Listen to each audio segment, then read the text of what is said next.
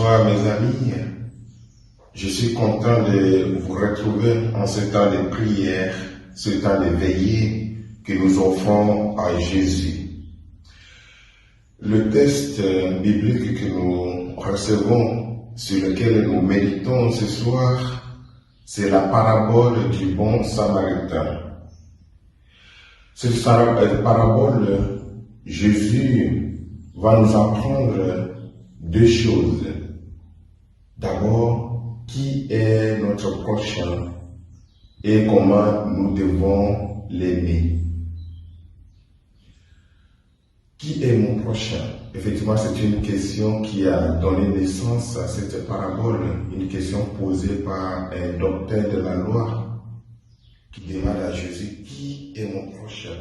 Et Jésus va utiliser cette parabole pour dire, voilà, notre prochain, c'est effectivement cette personne qui a besoin de notre aide. Cette personne qui est blessée, qui est laissée à moitié mort sur notre route, sur le chemin de notre vie.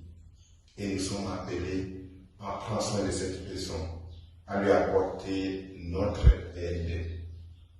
Jésus nous apprend aussi comment l'aimer. Voilà cet amour qui n'a pas de limite, que nous devons porter vers nos frères et sœurs en humain. Qui est mon prochain, comme le pape nous dit dans sa dernière encyclique, cet étranger que je trouve, que je rencontre sur le chemin de ma vie. Donc, mon prochain dépasse largement le cadre familial, le cadre amical, le cadre national. L'étranger, c'est tout simplement la personne que je rencontre sur le chemin de ma vie. Je suis humain. L'autre personne qui est blessée aussi, il est humain. Avant d'être blessé, il est mon frère, elle est ma sœur. Donc avant tout, j'ai une obligation, un devoir humain avec toutes les personnes que je rencontre qui a besoin de mon aide.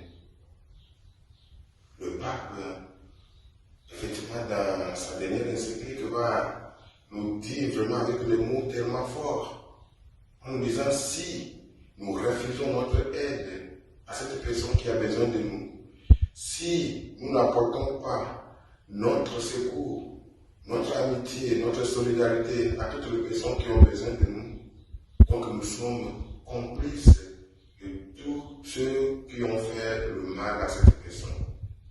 Donc nous sommes complices du malheur si nous refusons notre aide à toutes les personnes qui ont besoin de nous. Et à la fin de cette parabole, Jésus nous envoie effectivement de faire la même chose à nos frères et sœurs. Il dit, toi, vas-y, toi aussi, fais de même. Donc Jésus nous envoie de ne pas passer à côté comme les hommes religieux, le prêtre et le lévite. Et Jésus nous envoie d'ouvrir notre cœur, d'ouvrir nos yeux pour voir, pour apporter notre aide à toutes les personnes qui ont besoin de notre soutien. Et nous allons terminer par cet envoi encore du pape en disant que, en tant que chrétiens, nous n'avons pas le choix. Parce que nous avons une obligation de reconnaître Jésus dans nos frères et sœurs qui sont abandonnés, qui sont exclus.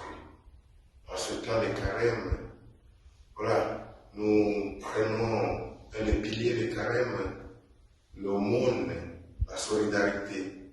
Voilà ce cœur que nous devons ouvrir avec nos frères et sœurs qui sont dans la souffrance. Que Jésus lui-même nous aide vraiment à ne pas rester sur nous-mêmes, à ne pas se fermer sur nous-mêmes, mais d'ouvrir notre amour, notre secours avec les uns les autres. Amen.